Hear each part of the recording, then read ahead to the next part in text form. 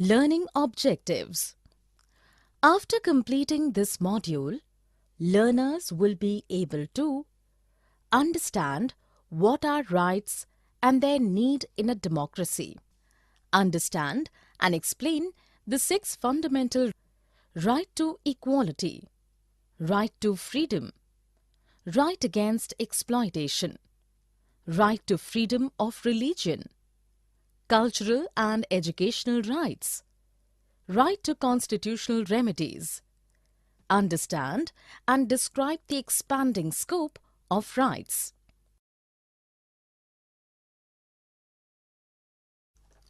Democratic rights. What are rights? Rights are reasonable claims of persons recognized by the society and sanctioned by the law. An unreasonable claim which can cause harm to others cannot be a right. For a claim to become a right, it should fulfill 3 conditions. It should be reasonable, it should be recognized by the society, and it should be sanctioned by law. We can demand application of such a claim. Why do we need rights in a democracy? Rights are important for any democracy to survive. In a democracy, all citizens have the right to vote and the right to be elected to the government. Rights allow citizens to express their views, form political parties, and participate in political activities. They ensure dignity, security, and fair play to all the citizens. Rights protect the minorities against the oppression of the majority. Democracy gets a setback when a set of people wishes to take away the rights of others. Sometimes the government also fails to protect the rights of the people. This condition necessitates that some rights should be placed beyond the power of the government so that even the government cannot violate a citizen's rights. In most democracies, the basic rights of the citizen are written down in the Constitution.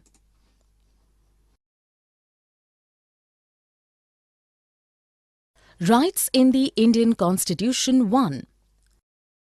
Some rights are fundamental to our life. They have been incorporated in our Constitution as the fundamental rights.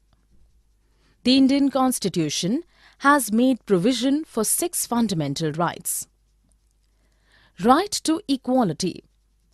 It grants equality to all the citizens regardless of one's caste, community, gender, social status, faith or religion. The rule of law is the same for all, right from the Prime Minister to a poor farmer. The Government of India has provided reservations for scheduled castes, scheduled tribes, and other backward classes. Various government schemes give preference to women, poor, or physically handicapped in some kinds of job. These reservations are not against the spirit of equality. Equality means to give equal opportunity to all to be able to achieve whatever they can within their capacity. Similarly, to put an end to the practice of untouchability, the Constitution has made it a punishable offence. Right to freedom. The right to freedom grants us the freedom of speech and expression. Citizens can freely express their views and opinions even if they are against the government. But it does not allow you to instigate violence or rebel against the government.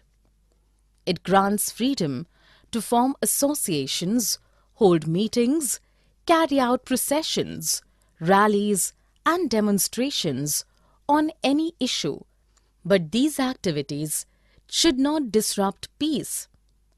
It also grants freedom to move to any part of the country reside in any part of the country, and follow a profession or vocation of choice.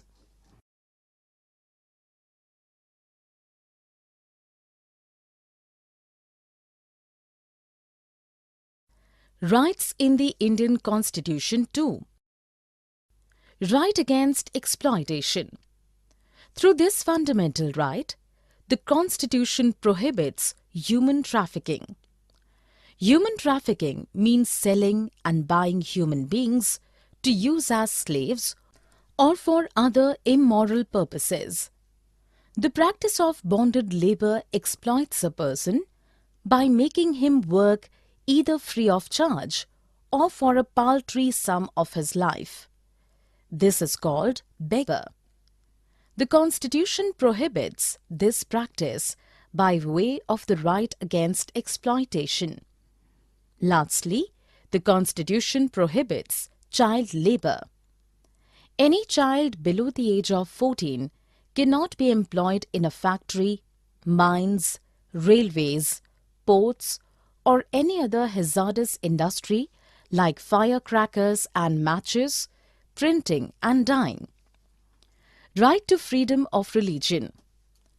India is a secular state. A secular state is one that does not recognize any one religion as official religion. Our Constitution gives freedom to each person to follow a religion of choice. But this freedom does not allow you to force another person to convert to or follow your religion. The Constitution also prohibits animal or human sacrifice in the name of religion. The government does not give any religion-based instructions to government-run educational institutes.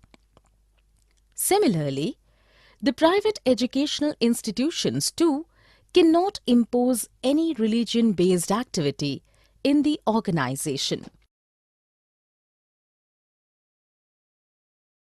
Rights in the Indian Constitution 3. Cultural and educational rights. The culture, language, and religion of the minority should not get overshadowed by the majority. The minority group needs to preserve its roots and conserve its language and culture. That is why the Constitution specifies the cultural and educational rights of the minorities. They do have the right to establish their own educational institutions. No government-aided educational institution can deny admission on the basis of culture, religion, or language. Right to constitutional remedies. This is one right that makes all other rights effective. In case the fundamental rights of a citizen are violated by fellow citizens, private bodies, or by the government, he can always approach the High Court of his state or the Supreme Court directly to seek remedy. The courts can punish the violator and award compensation to the victim.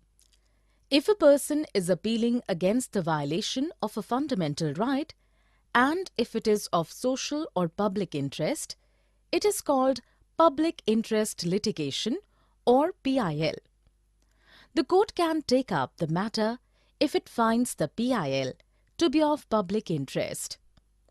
Dr. Ambedkar called the right to constitutional remedies the heart and soul of the Constitution.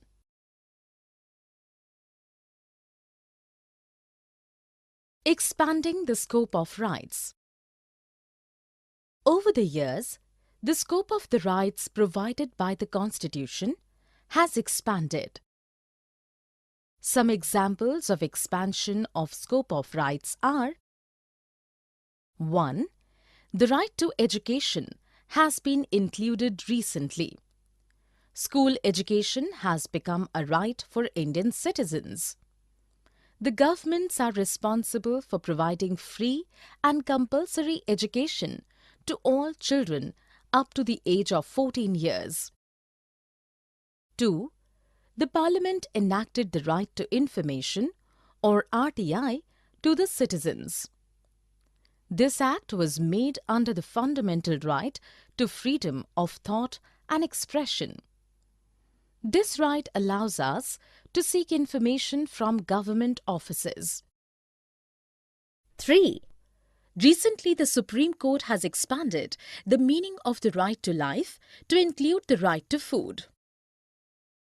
The Constitution not only provides fundamental rights, but it also provides a number of constitutional rights. For example, the right to property is not a fundamental right, but it is a constitutional right. Right to vote in elections is an important constitutional right. Thus, the scope of existing rights has been expanding and new rights are evolving with changes in the society. Summary. Let us summarize what we have learned. Rights are reasonable claims of persons recognized by the society and sanctioned by the law. Rights are important for any democracy to survive. In a democracy, all citizens have the right to vote and the right to be elected to the government. The Indian Constitution has made provision for 6 fundamental rights. Right to equality. It grants equality to all the citizens, regardless of one's caste, community, gender, social status, faith, or religion. Right to freedom.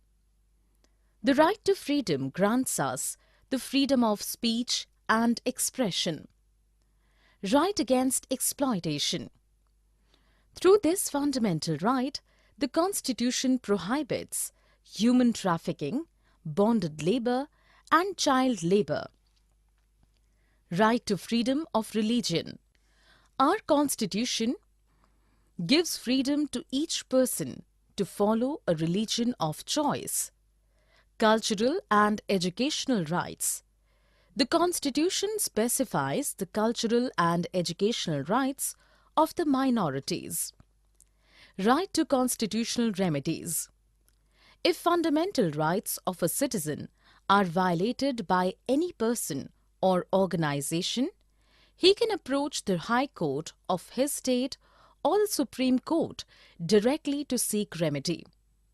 Over the years, the scope of the rights provided by the Constitution has expanded. The right to education and the right to information, that is RTI, have been added recently.